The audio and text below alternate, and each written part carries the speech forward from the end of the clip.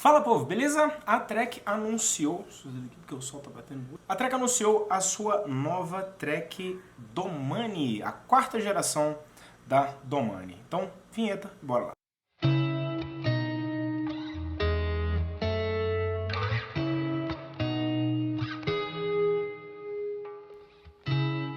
We grew up together, never thought you'd be next to me.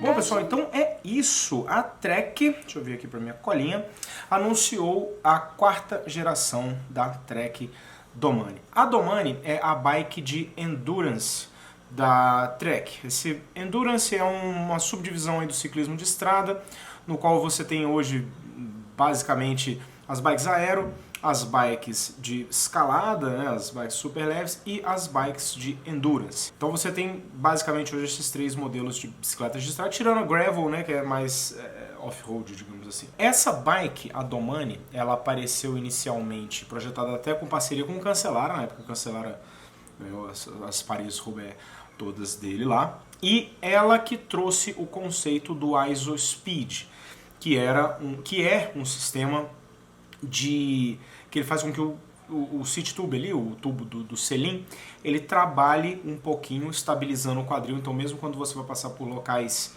muito, que nem na Paris-Roubaix, que é paralelepípedo e tal, você tenha um nível de conforto mínimo ali.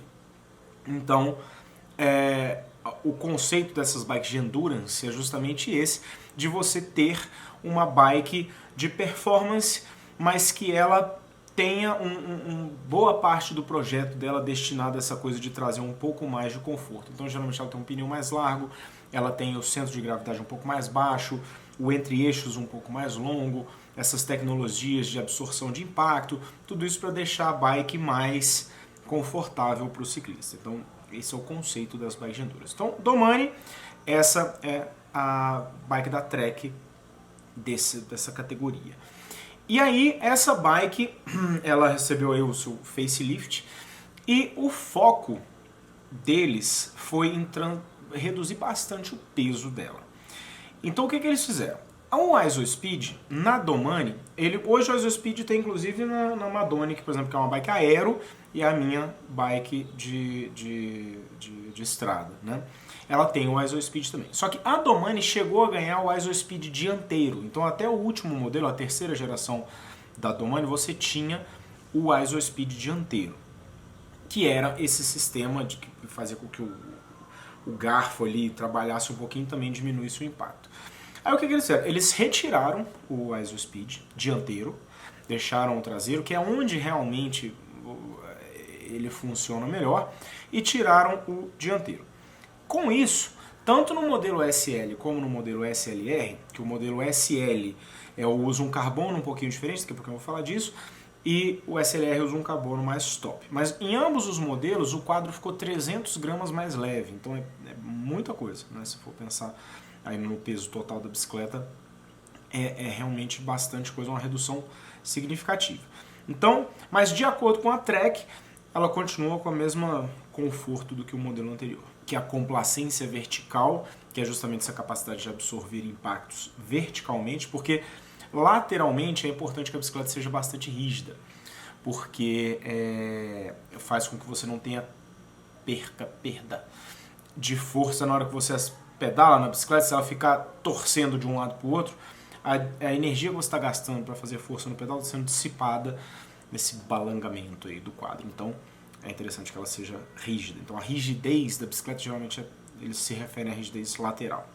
Então ela continua complacente, ela tem espaço para pneus de até 38 mm, que é muita coisa, e muito interessante, pneus mais largos, são muito confortáveis e não assim, indefinidamente, mas até uma boa largura de pneus, você não tem prejuízo nenhum de questão de atrito e tal, na verdade até você tem menos atrito. E enfim, então deixaram ela com bastante espaço para pneu. Os tubos têm a tal do formato KVT, que é o Chemtail Virtual Foil. O que é isso? Até quem começou com essa coisa do Virtual Foil foi a Scott.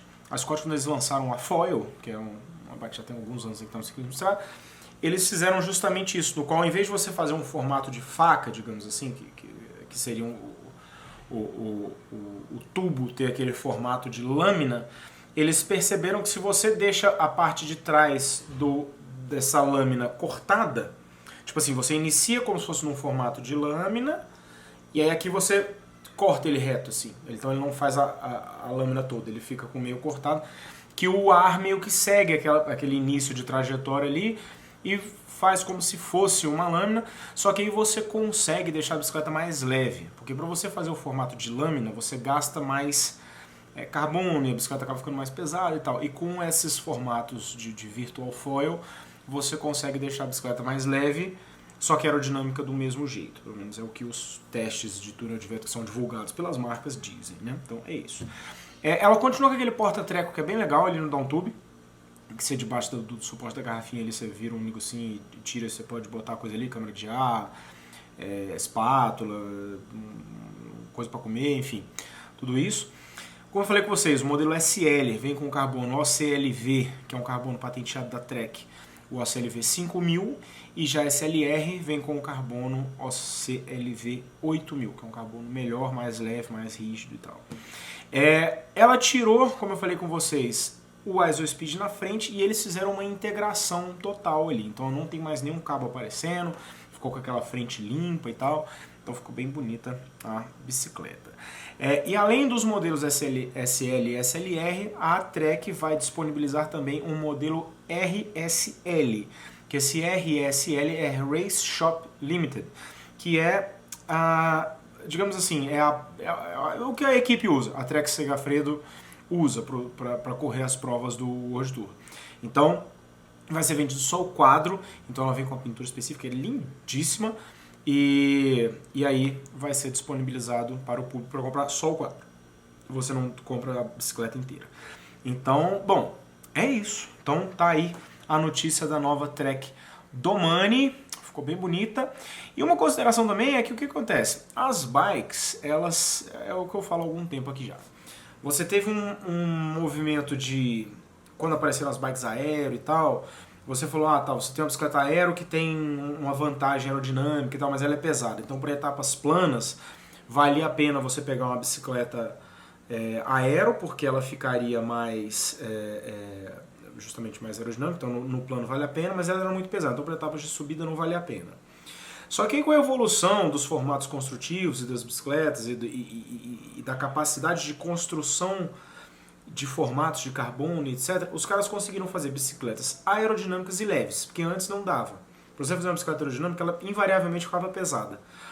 E aí você tinha que escolher entre aerodinâmica ou peso. Então para etapa de montanha você pegava uma bicicleta leve, para etapa de plana você pegava uma bicicleta pesada e aerodinâmica, e para de montanha leve e não aerodinâmica.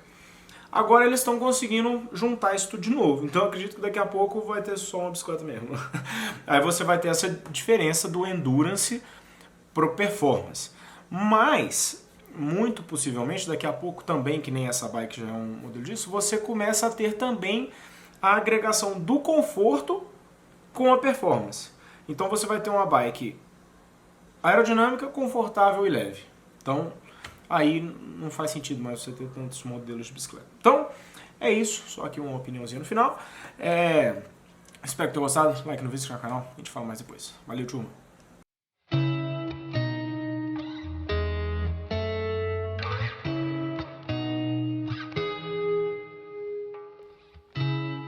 We grew up together, never thought you'd be next to me.